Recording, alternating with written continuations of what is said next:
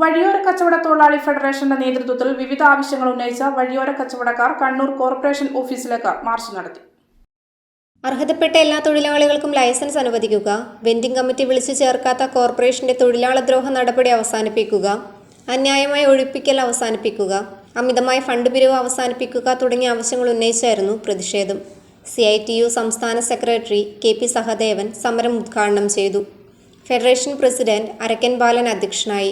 ST Jaison, B Nandanan, Faisal Malott, N Mohanan, PK Manoj Kumar, B Krishnan എന്നിവർ സംസാരിച്ചു.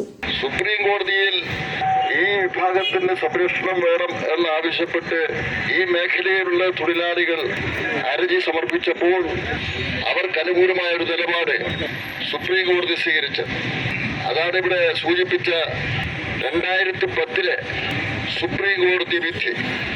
ഇവർക്ക് പ്രത്യേകമായ ഒരു പരിരക്ഷ, നിയമപരമായ പരിരക്ഷ നൽകണമെന്ന് സുപ്രീം കോടതി ആവശ്യപ്പെട്ടു.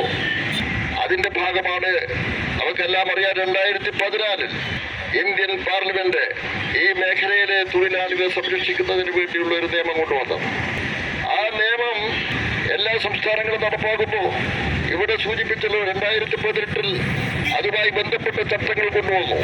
2019 അതുമായി ബന്ധപ്പെട്ട സ്കീം കൊണ്ടുവന്നു.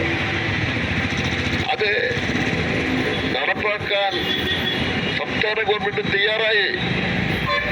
സംസ്ഥാന ഗവൺമെന്റ് ഒരു തീരുമാനമെടുത്താൽ ഇന്ത്യൻ പാർലമെന്റ് അംഗീകരിച്ചൊരു നിയമം സംസ്ഥാനത്ത് നടപ്പാക്കുന്നതുമായി ബന്ധപ്പെട്ടൊരു തീരുമാനമെടുത്താൽ ആ തീരുമാനം നടപ്പാക്കും.